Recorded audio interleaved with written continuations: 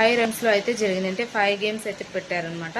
So first one వచ్చేసి ఏంటి అంటే ఫస్ట్ గేమ్ వచ్చేసరికి టోటల్ గా 6 క్వశ్చన్స్ అయితే అడుగుతారు. 6 క్వశ్చన్స్ కి 3 టీమ్స్ నుంచి వచ్చిన టీమ్ మెంబర్స్ ఆన్సర్ చేయాలన్నమాట. ఎవరైతే కరెక్ట్ ఆన్సర్స్ ఎక్కువ ఆన్సర్స్ కరెక్ట్ గా చెప్తారో వాళ్ళకి 30 మార్క్స్ వస్తాయి. సెకండ్ ఎక్కువ చెప్పిన వాళ్ళకి 20, లీస్ట్ లో ఉన్న వాళ్ళకి 10 మార్క్స్ అయితే వస్తాయి అనేసి చెప్పడం జరిగింది. సో ఫస్ట్ గేమ్ కి వచ్చేసరికి ఫస్ట్ ఝాన్సీ టీం నుంచి మిథిలేష్ అండ్ హేమంత్ టీం నుంచి అమన్, ప్రియాంక టీం నుంచి అపూర్వ పార్టిసిపేట్ చేశారు. ఇక్కడ ఏంటంటే ఝాన్సీ టీంలో ఉన్నటువంటి మిథిలేష్ అండ్ అపూర్వ ఇద్దరు కూడా 30 స్కోర్ చేశారు. ఇక రిమైనింగ్ 20 ఏంటంటే హేమంత్ కి 20 అయితే రావడం అయితే జరిగింది. సో ఏంటంటే ఇద్దరు విన్ అయ్యారన్నమాట. టై అయింది కాబట్టి మిథిలేష్ అండ్ అపూర్వ మధ్య టై అయింది. సో ఇద్దరు కరెక్ట్ ఆన్సర్స్ చెప్పారు. సో 30 అండ్ హేమంత్ టీం కి 20 వచ్చాయి. నెక్స్ట్ రౌండ్ వచ్చేసరికి Deepak and Rohit and RK ముగ్గురు స్టార్ట్ చేశారు గేమ్ అయితే. సో దీపక్ అయితే ఇక్కడ ఒక డెసిషన్ తీసుకుని తన దగ్గర ఉన్న ఫైర్ కార్డ్ ని యూజ్ చేశారు. సో తన దగ్గర ఉన్న ఫైర్ కార్డ్ ని యూజ్ చేసేసి 30 మార్క్స్ అయితే తనకి వచ్చాయి. అంటే స్కిప్ ద రౌండ్ యూజ్ చేశాడు అనమాట. స్కిప్ అయిపోయింది కదా రౌండ్. సో తనకి 30 మార్క్స్ అయితే వచ్చాయి. ఝాన్సీ టీమ్ లో ఉన్నాడు Deepak. And next Rohit and RK మధ్య గేమ్ అయితే జరిగింది. సో ఇక్కడైతే రోహిత్ గేమ్ సూపర్ గా పర్ఫామ్ చేశాడు అనమాట. సో 5 క్వశ్చన్స్ కి కరెక్ట్ ఆన్సర్ చేశాడు. సో ఫస్ట్ ఆర్కే బాగా చేస్తూ 2 క్వశ్చన్స్ కి ఆన్సర్ చేసేసాడు అనమాట. ఆ తర్వాత ఏమనుకున్నారంటే ఆర్కే చాలా బాగుంటున్నారు అని అనుకున్నారు. అంతలో మన రోహిత్ లీడ్ తీసుకుని చాలా బాగా గేమ్ అయితే ఆడారు. సో ఇక్కడ రోహిత్ అయితే టాప్ లో ఉన్నాడు అనమాట. అక్కడ వాళ్ళకి ఇచ్చిన టాస్క్ ఏంటి అంటే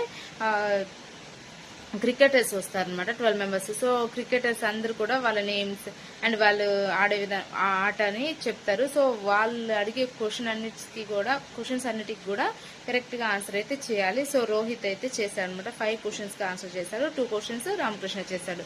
సో ఈ రౌండ్ లో ఝాన్సీ టీమ్ లో 30 మార్క్స్ ఆల్రెడీ ఇచ్చారు కదా, ఎందుకంటే దీపక్ స్వైప్ చేశారు, కార్డు యూజ్ చేశారు కాబట్టి.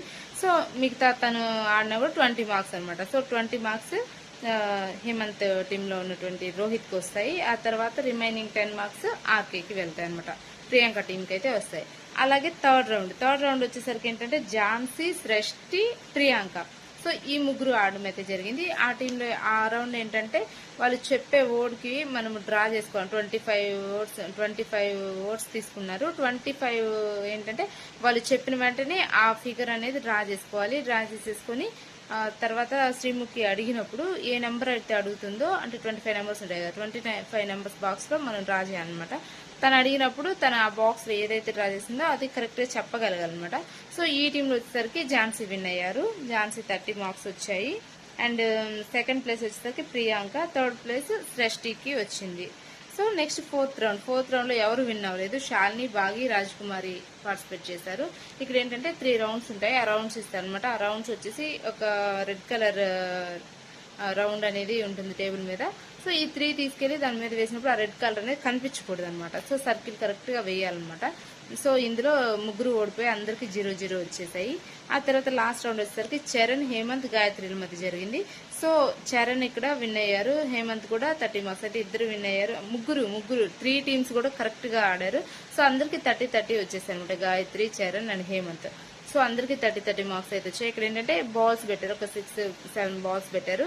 వాటిలో అన్ని ఈక్వల్ వెయిట్ ఉంటాయి. ఒక్కటి మాత్రం అన్ని బాల్స్ కంటే కూడా డిఫరెంట్ వెయిట్ అనేది ఉంది. ఆ వెయిట్ ఉన్న బాల్ ఏంటి అనేది గెస్ట్ చేయాలన్నమాట.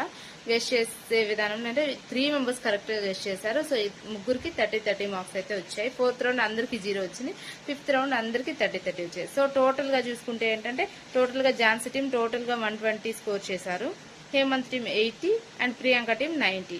సో ఈ విధంగా స్కోర్స్ అయితే ఉన్నాయి. సో ఈ రోజు కూడా ఝాన్సీ టీం అయితే విన్నారు. సో నిన్న ఝాన్సీ టీమే విన్ అయ్యారు. ఈ రోజు కూడా ఝాన్సీ టీమే విన్ అయ్యారు అనమాట. Second time Jhansi team win అవడము. సో ఝాన్సీకి ఓట్ అపీల్ ఛాన్స్ అయితే వచ్చింది. ఝాన్సీ ఓట్ అపీల్ అయితే చేసుకున్నారు.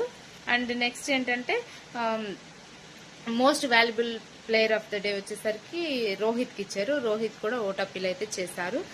అలాగే ఈరోజు ఎల్లో కార్డ్ వచ్చేసి సృష్టికి ఇచ్చారు. ఎల్లో కార్డ్ సృష్టికి రావడం జరిగింది.